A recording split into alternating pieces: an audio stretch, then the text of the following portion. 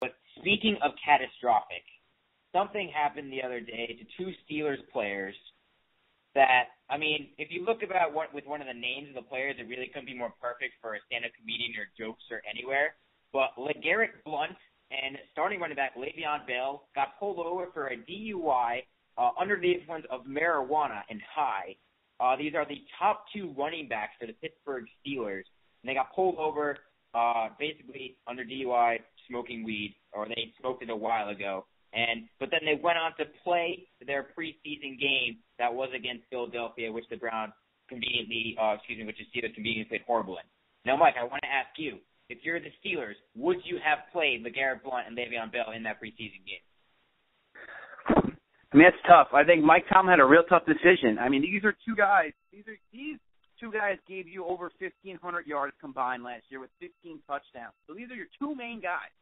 So for a team that I feel was the divisional favorites going into the preseason with these two guys, it's definitely a big blow, no pun intended. But Good one. I will say it's tough because I almost see where Mike Tomlin's coming from, because you don't know what kind of trouble they're in yet. You know what I mean? Like, yeah. There's no arrest. Like, you don't know what is going to happen. You know what I mean? So I feel like once you kind of get down in the judiciary sense and you see what kind of punishment they have, then you can kind of make your own disciplinary actions. Would I have played them? I definitely would not have played them. The first week after, the same week they get pulled over, they play. Now, Mike Tomlin said that he played them more for a punishment. I don't know how you feel about that, but me personally, I wouldn't have played them. I mean, I don't understand why Mike Tomlin would say that, because these guys love playing football. It's not punishment for them. Go play more minutes in your pastime in the thing you love. Go play more time. Like, I'm sorry, if someone told me to go play wiffle ball outside as punishment, I'd go do it in a heartbeat. I wouldn't think that's punishment at all. Like, right. It's one of those things. I don't agree with Mike Tomlin's reasoning at all there. Yeah, like I said, it's a tough choice. And I mean, if you look at the Steelers' schedule, because you figure, you don't even know with the suspensions now. We have no idea how many games they're going to get suspended. But the first 4 games in the Steelers' schedule versus your Cleveland Browns in Pittsburgh, at the Ravens, which is always a big game. They got to go to Carolina, and then they play Tampa Bay. So, the Browns, Tampa Bay, those can be wins, but you got to play at Baltimore, and you got to go into Carolina and play. So, I mean, that's a big blow if they don't happen the first couple games of the season. Yeah, I mean, I agree with you. What you said before, I have no idea how long the suspensions are going to last. Like, I don't know anymore. Roger Goodell skewed up my whole thinking on suspensions when he only suspended Ray Rice 2 games. And I don't know what to expect anymore. My guess is going to be that LeGarrette Blount doesn't get suspended and he only gets fined, and Le'Veon Bell gets 2 to 4 games. That's my guess. But I have no idea going forward. I don't know what to expect. Their comments after the arrest did not help them either. No, they did not. It might have been, was it Le'Veon Bell who came out with that, with the comments, or was it LeGarrette Blount? I have Le'Veon Bell's quote here. He said, "I didn't know you could get DUI from being high. I smoked 2 hours ago. I'm not high anymore. I am perfectly fine. Why would I be getting high if I were to get on a plane to make it to my game? I have to be on my plane at 3 to be in Philadelphia. I play for the Steelers." That's not a smart thing to say. Maybe I'm doing that. That's just not a smart thing to say. Homie, I would give him an extra game just for the comment. I would give him an extra game just for the comment. Like, if they came out and said, "Oh, I'm sorry, it was a boneheaded move," because, I mean, let's face it, Le'Veon Bell, he's going into his second full year in the NFL. He's still considered a baby. He's our age, basically, Stanko. So, like, he's young. LeGarrette Blount's 27, 28 years old and has been on your prestigious New England Patriots.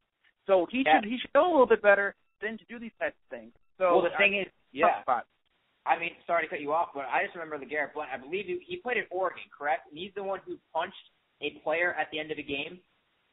Yes. If I'm remembering correctly. And at Tampa Bay, where he got drafted, if I recall, he didn't have a good relationship with the team when they parted ways. Right. So you got to think trouble is followed LeGarrette Blount. And face it, the Patriots are good at covering up trouble. whether it be for good or bad. They're good at covering it up. So, I mean, maybe we just didn't hear about it when he was there.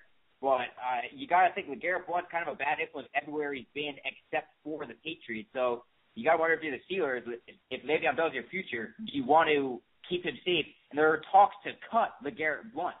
People in Pittsburgh on their radio shows I was reading, they want to cut Blount to get rid of the bad influence. I mean, they can't do it right now. I mean, you need a solid backup running back, especially for a guy who hasn't really proved himself yet in Bell. Yeah, he had a rookie year last year, and they expect him to have a big season this year. They expect him to be a 1,000-yard rusher this year, but you can't guarantee that right now. Oh, a guy who hasn't really proved himself, hasn't played a full year in the NFL yet, and then you got to rely on this guy when you have a kind of, not a seasoned vet, but a veteran enough than LeGarrette Blount who can kind of do the dirty work for him. Yeah, I mean, I agree with you. The only thing I'm hearing is that I've been listening to a fantasy football podcast, and Matthew Berry has really convinced me on this point. If you look at Le'Veon Bell's first season, it compares a lot to Trent Richardson. Not a lot of yards per carry, but got a lot of touchdowns. And you look at Trent Richardson now, he's not that successful of a running back anymore.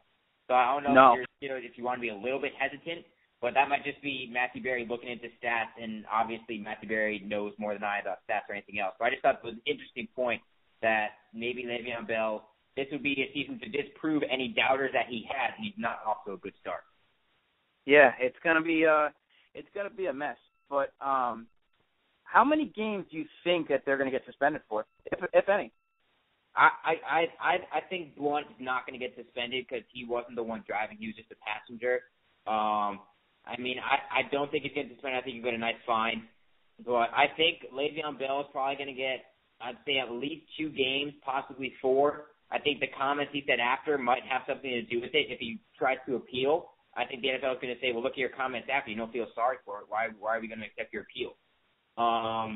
So I think that I'm going to say 2 games. I'm going to say 2 games for Bell, and that'd be my estimate, but I wouldn't be surprised with 4. Yeah, I agree. It's going to be either 2 or 4, and, yeah, you raised a good point about Blount because he didn't drive, yet he was still in possession, and, I mean, that's wrong place, wrong time. So I feel like they'll fine him, but he might get a game, too, just to be in the car with him. Granted, he didn't drive, but also, he was the one who, I mean, he could have stopped it too. Like I said, him being the older veteran could have known that this wasn't something that they should be doing. The 2 best running backs on the team ended up getting in trouble, and now not only do they hurt themselves, but they killed his team early in the season if they get suspended. Oh yeah, if they both get suspended that first week against the Browns, I'm really interested to see what the line would be. Steelers without their top 2 running backs going up against a good defense, and their offense hasn't looked that great so far. I'd be really interested to see what the line would be in that game. That final would be like 9-6. Yeah, no touchdowns, all field goals. But I do want to ask you this, Johnny. Going back just to the preseason, how much of the preseason can you really gauge into how your team is going to do throughout the regular season? Because there's so much, like, the starters don't necessarily play too much. Rather than week 3, they get most of their time. They might get a half, and that's considered a lot of time. But a lot of it's just they run a set or 2, they have a couple series, and then that's it. So how much can you really gauge? It's a tough question. For me, it depends on the team. I think if you're a good team, like the Patriots or the Saints or the Denver Broncos, I don't think preseason means that much. I think if you know you have a good squad that's going to compete, preseason doesn't really matter. But for a team, I'd say like the Tennessee Titans, the Tampa Bay Buccaneers, or the Cleveland Browns, I think it's a good gauge as to what to expect a little bit because your team hasn't had a lot of success lately, and your starters, they're going to need to prove themselves because, frankly, you're going to have roster spots that are open for a lot of competition more so than already established teams. So I'd say if you're an upper echelon team, preseason record, and it doesn't really matter at all. But if you're a team that's in the bottom half, I think it matters some. You also want to instill some confidence in your fans that you're going to be somewhat okay because it might affect their ticket sales or something. But I think if you're on the bottom third, I'd say it matters. And fans think it matters because they're watching games even though it's preseason. So That's my opinion. If you're a good team, it doesn't matter. If you're a bad team, I think you got to look into it. Or if you're a team that's rebuilding or reshaping itself, like your New York Giants, who we'll get into, I think it also matters. Oh God, I was hoping you didn't mention them, but yeah, no, I completely agree with you. If you're a team that is a playoff team, I feel like that they don't even take not that they don't take preseason seriously, but they kind of just do it in stride just to kind of get it over with. The starting spots for the most part are decided. You know who your quarterback is, you know who your running back is, the wide receivers. I think that, like you said, with well-established teams, you don't necessarily need 4 games to figure it out. But for teams, I think it's, like, bad teams know they're bad. Like, they know. But it's for middle-of-the-pack teams to kind of figure it out, to kind of find their identity if they can in those couple games. Like, who's going to be that receiver that's going to be a good slot guy, or you know what, or this quarterback's playing better than expected, which we'll get into. So yeah, I think it's for those middle of the pack teams that really get a lot out of. That really get a lot out of the preseason, despite I think it's way too long. I agree. The regular season to start, but I think for those middle of the pack teams, they definitely benefit from it. Yeah, we're agreed there. I think preseason should be 3 games. I think the 4th game means absolutely nothing. Because the starters aren't going to play at all. It's just another rest week for them. I think you got to make preseason 3 games long. Or if you play in the Hall of Fame game like the Giants and the Bills do, you have 5 preseason games. Yeah, I mean, it's more chance for injury for them. I think preseason should be 3. But we agree that the middle-of-the-road teams definitely, they have the most to gain from preseason in terms of it mattering. Yeah, without a doubt. 5 is ridiculous. That shouldn't be. I wouldn't even want to play in the Hall of Fame game. It'd be too much of a mess. I mean, the Giants clearly they need as much help as they can get. But I'm just saying, for 5 games without even having a regular season game first, if I'm a coach, I would hate it. Yeah, and that first preseason Hall of Fame game, your playbook is probably really a page long because what are you going to put in there that you only had training camp for a couple weeks or so? What are you going to put in there that could possibly matter? Yeah, no, I completely agree.